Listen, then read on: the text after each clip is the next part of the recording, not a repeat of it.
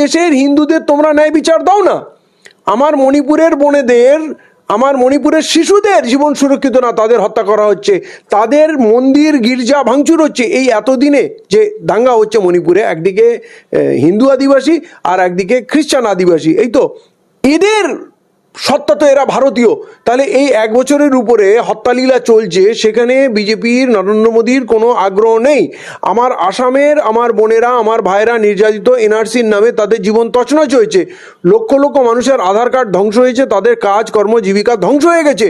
মানে কষ্ট বলে বোঝানো যাবে না, যার উপরে হচ্ছে তারাই বুঝবে। ত্রিপুরায় আমার বাঙালি ভাই বোনদের উপরে অত্যাচার হচ্ছে, আমার উত্তরপ্রদেশে আমার দলিত ভাই বোনেদের অত্যাচার হচ্ছে, আদিবাসীদের জমি জঙ্গল কেড়ে নেওয়া হচ্ছে, তাদের হত্যা করা হচ্ছে। এরা হিন্দু না, এরা ভারতীয় না। বাংলাদেশের ব্যাপারে তোমরা যাচ্ছ উত্তেজনা ছড়াতে। আসলে বাংলাদেশের যে হিন্দু ভাইরা শান্তিতে আছে, বাংলাদেশের হিন্দু ভাইরা সুরক্ষিত। আমার বাংলাদেশে হিন্দু বন্ধু আছে আর মুসলমান প্রচুর আত্মীয় আছে, আমি কয়েকবার গেছি, তারা সেখানে যথেষ্ট ভালো আছে, তাদের মধ্যে কোনো বিরোধ নেই। এরা কিছু হিন্দুত্ববাদী সংগঠন এজেন্ট পাঠিয়ে ওখানে উত্তেজনা চড়েছে। বাংলাদেশে একজন লোককে অ্যারেস্ট করেছে, কোনো দেশে কেউ অ্যারেস্ট হয় না, আমাদের দেশে কেউ অ্যারেস্ট হয় না। উমর খালিদ অ্যারেস্ট হয়েছে, মৌলানা সালমান আজহারি সে অ্যারেস্ট হয়ে রয়েছে। তাহলে ভারতবর্ষের মুসলমানরা কি 30 কোটি মুসলমান কি রাস্তায় নেমে গেছে? তারা কি সব মারদাঙ্গা করছে? তারা বলছে আমরা ভারতবর্ষকে ভেঙে আলাদা করে নিয়ে চলে যাব। ওরা বলছে আমরা ওই কক্সবাজারকে ওখান থেকে ভেঙে আলাদা করে। এগুলো কি উন্মাদনা! আর এইসব জিনিসকে প্রশ্রয় দিচ্ছে। হাসিনার প্রতি বাংলাদেশের মানুষের এত ক্ষোভ, যাকে পালিয়ে আসতে হলো প্রাণ নিয়ে, পৃথিবীর কেউ দায়িত্ব নিল না, আপনি দায়িত্ব নিয়ে নিলেন। তাকে রেখে আপনার কি লাভ হচ্ছে? এতে বাংলাদেশের সঙ্গে আমাদের রেশারেশি বাড়ছে। আপনি তাদেরকে বিপদের মধ্যে ফেলে দিচ্ছেন। এই যে ওখানে হিন্দুত্ববাদী আন্দোলন হচ্ছে, তাকে নরেন্দ্র মোদী সমর্থন দিচ্ছে, তাকে শুভেন্দু অধিকারী সমর্থন দিচ্ছে। এবারে ওরা ভারতবর্ষ একটা বৃহৎ শক্তি, ওরা ভয় পেয়ে গিয়ে ভাববে যে কি হবে, তাহলে আমেরিকাকে ডাকি, রাশিয়াকে ডাকি, চীনকে ডাকি, পাকিস্তানকে অলরেডি ডেকে নিয়েছে। এতে ভারতের লাভটা কোথায় হচ্ছে? তা আমি বলবো আমার হিন্দু ভাই বোনদের, আমরা হাজার হাজার বছর ধরে এই মাটিতে থাকি, ভারতবর্ষে থাকি, আমরা সবাই মিলে ভারতবর্ষটাকে গড়েছি। কোনোভাবে আমাদের সম্পর্কে কোনো চিড় যেন না ধরে, অবিশ্বাস না তৈরি হয়। আমরা যদি এদের ফাঁদে পা দিই, তাহলে আমাদের ঘরের ছেলেগুলো মারা যাবে, একে অপরের বাড়িতে আগুন লাগাবে, ধ্বংস করবে, ভারতবর্ষ ধ্বংস হবে, এরা কাল পালিয়ে যাবে। এদের কিচ্ছু লাগে না ভারতবর্ষের জন্য, এরা লুটেরা। অতএব আমি বলবো কোনোভাবে আমাদের সম্পর্কে, আমাদের বিশ্বাসে যেন চিড় না ধরে। খুব তলিয়ে ভাবুন, ওই যে চিন্ময় দাস, সেই লোকটা কেমন, তার কার্যকাণ্ড কেমন, সব তোর সামনে আসছে। তারা যদি বায়াস হতো, তাহলে ইসকনকে তারা ব্যান করতে পারতো, ক্ষমতা আছে। আমাদের দেশে সিমিকে ব্যান করা হয়েছে, পপুলার ফ্রন্ট অফ ইন্ডিয়াকে ব্যান করেছে, কিন্তু তারা করেনি। তাহলে একটা অপরাধীকে যদি ধরে, তার জন্য আমাদের দেশের হিন্দুরা অলরেডি আজকে রাস্তায় নেমে গেছে, বর্ডার সিল করব।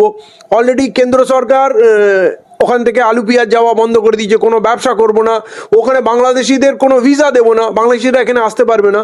ক্ষতি কার হবে?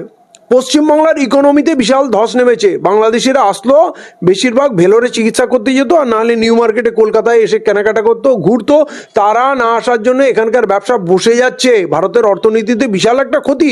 এবং ভারতের যে ট্যুরিজম, ফরেন ট্যুরিজম আসে, তার 30 থেকে 35% শুধু বাংলাদেশি আসতো। তাহলে এই লস কে ভরপাই করবে? এই জীবিকা তো ভারতবর্ষের মানুষ পেত, তাদের অর্থনীতি উন্নত হতো, তারা রোজগার পেত। তাহলে আমরা এখনো যদি না জাগি, আমরা ধ্বংস হয়ে যাব। বাংলাদেশের ভাই বোন, আমাদের হিন্দু মুসলমান প্রত্যেকেরই আত্মীয় বাংলাদেশে আছে। অতএব বাংলাদেশ যদি উন্নতি করে, বাংলাদেশে যদি শান্তি থাকে, সেটা কিন্তু আমাদের জন্য ভালো। বাংলাদেশ আমাদের থেকে আলাদা নাই, ভারতবর্ষ থেকে, বাংলা থেকে ভাগ করে, শুধু ভারতবর্ষ থেকে বাংলা দ্বিখণ্ডিত হয়েছে। আমাদের এখনো হৃৎপিণ্ড বাংলা আছে। কার মাসি, কার কাকা, কার ভাই বোন বাংলাদেশে থাকে না বলুন? হিন্দু মুসলমান কেউ বলতে পারবে না। আমরা সেইখানে আগুন লাগাবো, সেখানে অশান্তি করব, এইটা কখনো না। কাল পর্যন্ত আমাদের বাংলাদেশে তাকাতে হয়নি, ওদিক থেকে কোনো বিপদ নেই। নরেন্দ্র মোদীর এই হাসিনাকে তুলে এনে এই কাজটা করার পর এখন ওইখানে বিদেশি শত্রুরা এসে ঘাঁটি বাঁধছে, ভারতবর্ষের জন্য একটা মাথা ব্যথার কারণ হয়েছে। অতএব এদের খপ্পরে কেউ পা দেবেন না, সাবধানে থাকবেন, সাম্প্রদায়িক সম্প্রীতি বজায় রাখুন। আমরা হাজার হাজার বছর ধরে যেমন ছিজি, বিজেপি আছে, আরএসএস আছে, কাল থাকবে না, কিন্তু আমরা থাকবো, আমাদের সন্তানরা থাকবে। অতএব খুব সাবধান হবে, কোনোভাবে আমাদের সম্পর্কে যেন অবিশ্বাস না তৈরি হয়, আমাদের সম্প্রীতি যেন না ভেঙে যায়। অভিসন্ধি করছে যে কারণে হাসিনাকে এখানে রেখেছে, এরা কাশ্মীরটাকে যেভাবে ভেঙে দিল, এরা সব ডাল ভাত মনে করে। বাংলাদেশ একটা আলাদা দেশ ভাবছে, বাংলাদেশের তো বেশি গোলাগুলি নেই, ওদের মিসাইল, রকেট, নিউক্লিয়ার কিছু নেই, তো বাংলাদেশটা ঢুকে যাব। মানে এটা জিদের ব্যাপার। হাসিনা আমাদের লোক, হাসিনাকে ওখানে বসাতেই হবে। ওই যেভাবে ওই তামিলনাড়ুর সরকার পাল্টে দেয়, হরিয়ানার সরকার পাল্টে দিলাম, গোয়ার সরকার কিনে নিলাম, এই পশ্চিমবাংলায় প্রেসিডেন্ট রুল করে দিলাম, এ তো সব অশিক্ষিত মাল। এরা ভাবছে যে আমরা বাংলাদেশে ঢুকে যাব, কক্সবাজারটা নিয়ে নেবো, ওইখান থেকে আমরা সমুদ্রপথে ডাইরেক্ট অ্যাক্সেস পেয়ে যাবো নর্থ ইস্টের, এসব স্বপ্ন দেখছে। এবং এই কারণেই ওখানকার উত্তেজনা তৈরি করছে, তোমরা ওখানে গন্ডগোল পাঠাও, আমরা সুযোগ বুঝে। যেমন ওই রাশিয়া ইউক্রেনে ঢুকে গেল, এরা নিজেকে সুপার পাওয়ার মনে করে, ভাবছে বাংলাদেশে চলে যাবে। কিন্তু এই যে পরিণতি হবে, ওখানে রাশিয়া আসবে, চায়না আসবে, আমেরিকা আসবে, পাকিস্তান আসবে। এই যে ফিলিস্তিনের মানুষের কাছে খাবার নেই, তাদের ওই যুদ্ধ কে করছে? জর্ডান করছে, হুতিরা করছে, ইয়ামানের হুতিরা করছে, ওদিকে ইরান করছে, ওদিকে আরো অন্য অন্য দেশ লজিস্টিক সাপ্লাই দিচ্ছে, রাশিয়া তাদের টেকনোলজি দিচ্ছে, নর্থ কোরিয়া দিচ্ছে। তাহলে পৃথিবীতে বড় বড় সুপার পাওয়ারকে আমরা হারতে দেখেছিলাম। যখন ভিয়েতনামে গেছিল আমেরিকা, দীর্ঘদিন যুদ্ধ করার পর হেরেছে। আফগানিস্তানে 20 বছর যুদ্ধ করার পর হার মেনে চলে গেল। আফগানিস্তানের লোকের কাছে কি টেকনোলজি ছিল? পায়ে চটি ছিল না, কিছু ছিল না। তার মানে তুমি এইটা কোথাও কোনো ভ্যাকিউম ভেবো না যে আমি বাংলাদেশটাকে দখল করে নেবো আর কেউ কিছু বলবে না। এবং তার জন্য যে মূল্য আমাদের দিতে হবে, বাংলাটা তো ছাড়কার হয়ে যাবে, কারণ বাংলার উপর দিয়ে কর্মকাণ্ড হবে। ওইখানে যে ভাইটা মরবে, আমার বাংলাদেশে হিন্দু মুসলমান যেই মরুক সেটা আমার ভাই, আর এই পারেও যারা মরবে সেটা আমার ভাই।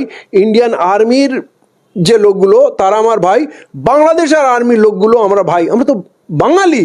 হ্যাঁ, তো এই যে এরা পরিকল্পনা করছে, এরা স্বপ্ন দেখছে, তা নাহলে হাসিনাকে এখানে বসিয়ে রাখার কোনো যুক্তি নেই। হ্যাঁ, পৃথিবীর কেউ তাকে জায়গা দেয়নি, তার তো সম্পর্ক পৃথিবীর অনেক দেশের সঙ্গে ছিল। তাহলে ওই বাংলাদেশে যে আমরা অশান্তি তৈরি করার চেষ্টা করছি, এখন তো এটা প্রমাণ হয়ে গেছে। ওখানে একটা ক্রিমিনাল ধরা পড়েছে, তার বিরুদ্ধে অভিযোগ আছে, প্রধানমন্ত্রী কথা বলে দিল যে ইসকন স্বয়ং তাকে অস্বীকার করছে, তাহলে প্রধানমন্ত্রী তার দায়িত্ব নিয়ে নিল, আপনি তার জন্য প্রতিক্রিয়া দিচ্ছেন। তাহলে এটা কিরকম পাগলামো হচ্ছে, এবং এইটা যে ভারতবর্ষের জন্য কত বড় বুমেরাং হবে, কত বড় ক্ষতির কারণ হবে, আন্তর্জাতিক ভাবে আমরা তো লজ্জিত হবই। এটা মানবাধিকার উল্লঙ্ঘন, আন্তর্জাতিক মানে আইনের উল্লঙ্ঘন হবে। এবং প্রতিবেশীর সঙ্গে প্রায় সম্পর্ক নেই, শ্রীলঙ্কার সঙ্গে সম্পর্ক নেই, মালদ্বীপের সঙ্গে সম্পর্ক নেই, নেপালের সঙ্গে সম্পর্ক নেই। পাকিস্তান জন্মসূত্রে আমাদের শত্রু, বাংলাদেশ ছিল, সেইটাকেও আমরা হারাচ্ছি। তাহলে আমরা দেশটাকে কোন বিপদের দিকে ঠেলে নিয়ে যাচ্ছি? এরা যেই জায়গায় খুঁচিয়ে নিয়ে যাচ্ছে, অলরেডি বাংলাদেশ কিন্তু হুমকি দিচ্ছে। আমরা কিন্তু ভারতকে ভয় পাই না, পৃথিবীর সমস্ত দেশ কিন্তু আমাদেরই পাশে দাঁড়াবে। ইউনূস সাহেব অলরেডি বিবৃতি দিয়েছে, তার মানে সেও আগাম সিগন্যাল দিচ্ছে এখানে আসলে কিন্তু তোমার জন্য ভালো হবে না। তাহলে এইটা কি খুব আকাঙ্ক্ষিত প্রতিবেশীর সঙ্গে? তো ওটা আমাদের ডিপ্লোম্যাটিক্যাল ফেলিওর।